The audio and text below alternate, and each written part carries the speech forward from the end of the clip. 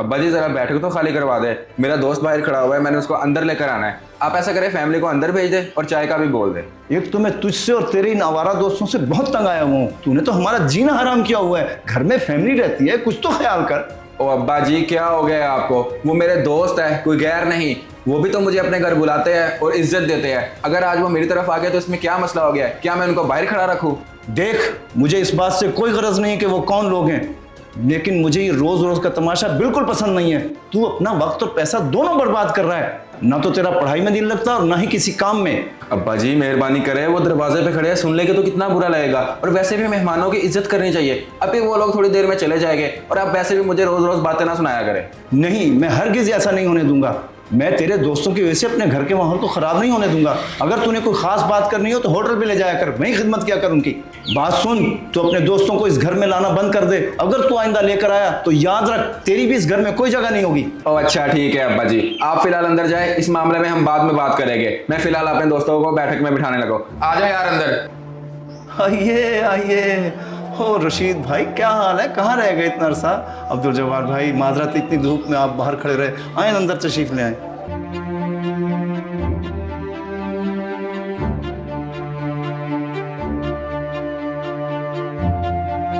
जी जी बुखारी साहब, अल्हम्दुलिल्लाह हम ठीक हैं। आप सुनाएं, हम तो फराज को मिलने बाहर आए थे। आपकी मेहरबानी, आपने हमें अंदर बुला लिया। अरे बेटा, ये भी कोई कहने की बात है? ये तुम्हारा अपना घर है, तुम लोग आ जाया करो। तुम लोगों के आने की वजह से घर में रौनक आ जाती है।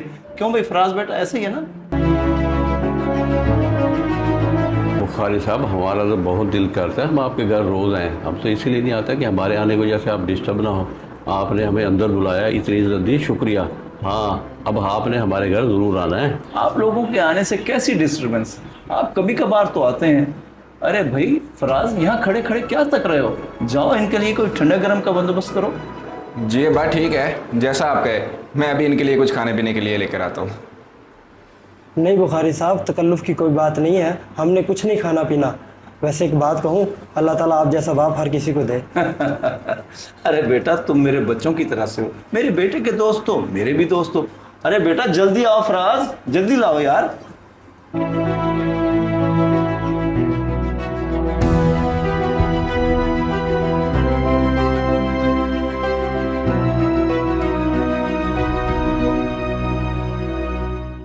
बहुत मेहरबानी, बड़ी खुशी हुई आप लोगों के आने की। आ जाया करें आप लोग। कैसे कैसे अजीब लोफर लफंगे इसने यार बना रखे हैं। मेरा भी वक्त बर्बाद किया, अपना भी। तकलीफ हो रही है मुझे इनके आने से। रशीद, तूने एक बात नोट की? आज फराज अपने पास बैठा नहीं आके, लगता है कोई मसला है। ओ यार, तुझे तो पता ही है, जब उसका बाप अपने साथ बैठो तो उसकी कहाँ चलती है, इसलिए जाकर छुप गया। सही कह रहा है तू। रशीद भाई, जब्बार भाई ठीक कह रहे हैं। आज ही उसका रवैया ऐसा था, आगे पीछे तो उसका रवैया हमारे साथ बिल्कुल ठीक होता है। चलो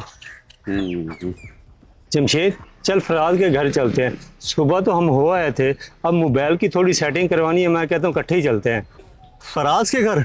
ओ ना भाई ना, मैं तो कभी ना जाऊं फराज के घर। उसका अब्बू इंतहाई सख्त है।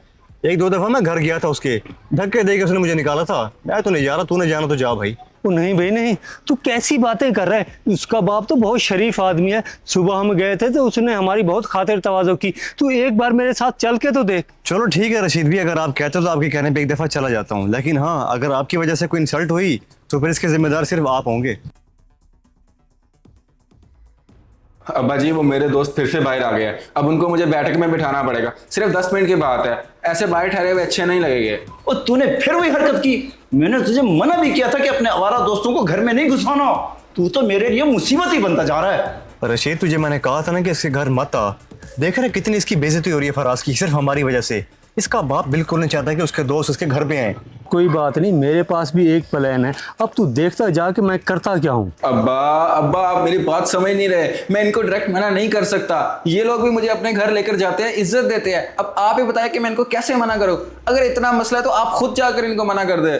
चल तो फिर ठीक है, तू जा अंदर दफा हो। मैं खुद ही जाके इनको मना करता हूँ। इनकी ऐसी की तैसी टांगे तोड़ दूंगा इनकी मैं। अब्बा अब्बा जी अल्लाह ही खैर करे, आज नहीं ये लोग बचते। कम वक्त कहीं के निकल के भाग गए ना, बच गए आज मेरे हाथों से।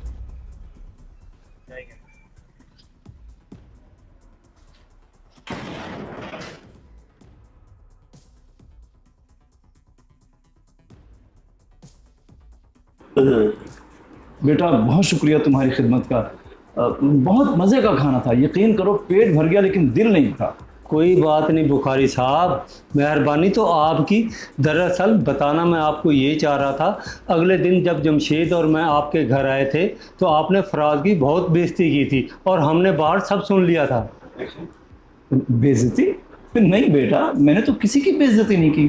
क्या मतलब, आप क्या कहना चाह रहे हो सकता है आपको कोई गलतफहमी हुई हो। वैसे अंकल जी आपसे हमें ये उम्मीद नहीं थी, आपने हमारी वजह से फराज की बहुत बेइज्जती की। मेहमान तो घर की रहमत होते हैं, रहमत, लेकिन आपने ज़रा भी ख्याल नहीं किया हमारा।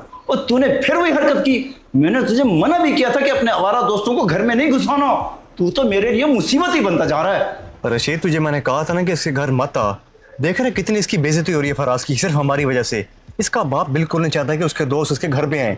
कोई बात नहीं, मेरे पास भी एक प्लान है, अब तू देखता जा कि मैं करता क्या हूँ। अब्बा अब्बा आप मेरी बात समझ नहीं रहे। मैं इनको डायरेक्ट मना नहीं कर सकता। ये लोग भी मुझे अपने घर लेकर जाते हैं, इज्जत देते हैं। अब आप ही बताएं कि मैं इनको कैसे मना करूं। अगर इतना मसला है तो आप खुद जाकर इनको मना कर दे। बेटा मैं तुम्हारा दुख समझ सकता हूँ, लेकिन मेरी मजबूरी है कि आजकल किसी को घर में लाने के हालात नहीं रह गए। अगर मेरी वजह से तुम्हारी कोई दिल आज़ारी हुई है तो मैं उसके लिए माजरत खा हूँ। बुखारी साहब आपका बेटा बहुत समझदार है, अगर आप उसे प्यार से समझाते तो समझ जाता। इस तरह दोस्तों के सामने जलील करने की ज़रूरत नहीं थी। अगर आपको हमारे आने जाने से कोई एतराज़ था तो आप हमें मना कर देते, हम ना आते। बेटा तुम सही कह रहे हो, मुझे अपने बेटे के साथ ऐसा बुरा सलूक नहीं करना चाहिए था। फराज बेटा तुम भी मुझे माफ़ कर दो।